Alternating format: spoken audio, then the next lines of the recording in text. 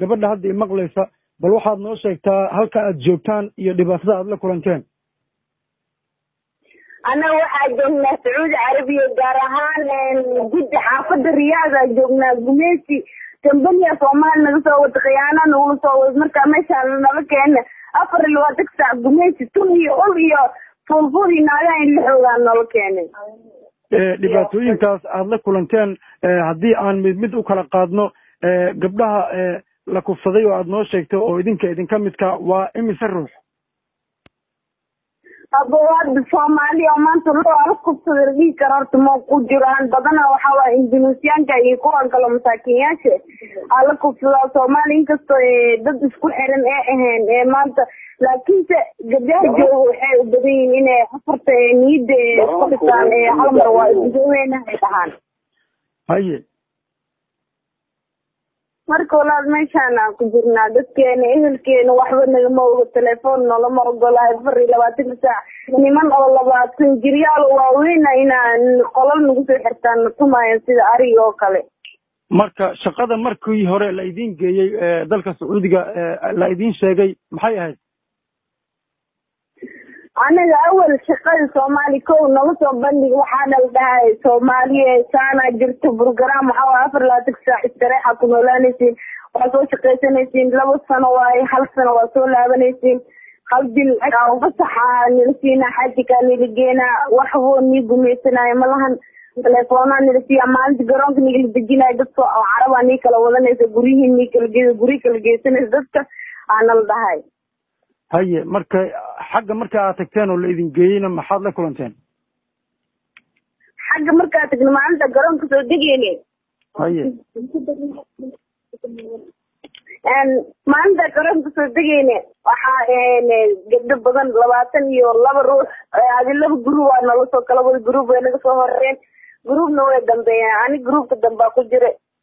maalintii nala soo wadin waxaa la kulanaba inaa gumeysi sida nala soo wada guriga nagu xiray haye guri saddex dabaq oo saddex diyaana nagu xiray moobelada soo aruuriyana la dhahay moobeladii wadamadeena kalma nolol ay ku jiraan nagala qaaday haye bas markii daba moobelada nagala qaadan gadiida moobelada ay dhiibeen maxaa waay meeshaan maxaa waay shaqo guriga sugayna ku ful markoo dhaani ماشي عفر الوقت كتاع قميص سوحي السيد أنا قلت كيف لأن الله تعادي أنا قلت شو أجي قوون قلت شو أنا لطمع واقرتي مركا حرادات aad ku jirtaan maxaa lagu qabtaa idinka markii subaxdii aad soo toostaan maxaad qabataan ma la idin tababaraa ma shaqo sugayaal baa tihiin ma anta dhan niman inaado carab le dhex joogan wax Soomaali ama wax safaarad oo noo dhex joogan maalinta nil soo wadaan waxaan dhaldaa Soomaaliya meesha joogto safaarada joogto dad oo waxa tiin oo qaraabo oo micnaa oo madax soo dirtay cid wax needin karta malaan ilaa iyo hadana wax Soomaali sheen masaar Soomaali magaceeda ku diimoonaago mucaamilka dadka cumaasha ah ee lagu dhaqmo wadanka Sacuudiga inay ma aad u hooseyso taas waxa ka sii daran waxyaabo kale oo xadgudub ah ayaa ka dhaca xadgudubkaas oo gaarsiisan ilaa la dilo oo waxna loo raacan marka waxay la tahay annaka gabdhahan waa sharafkeeni waa karaamadeenni caailada guriga gabadha ayaa sharafkii caailada haysa karaamadii ummadana ayada haysa marka gabdhahan in lagu farxumeeyo oo lagu dulaysto wadanka Sacuudiga annaku raalli kama noqon karno dawladana waa ka xunnahay meeshaas inay qatif ka gashay inay ka noqoto intaan la gaarin intaan kumayaal ayna dhibaato la kulmin oo laga soo tuurin dabaqyo oo lugaha laga xirxiran sidii adoomadii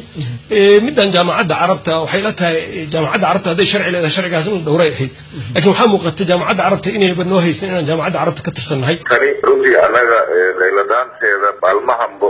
dhigayna ay ku soo dhacaysay maadaama arrin nagu cusub oo uguba ay ahayd hablo Soomaaliyeed oo shaqo siin wadamo kale oo weliba dunida carabta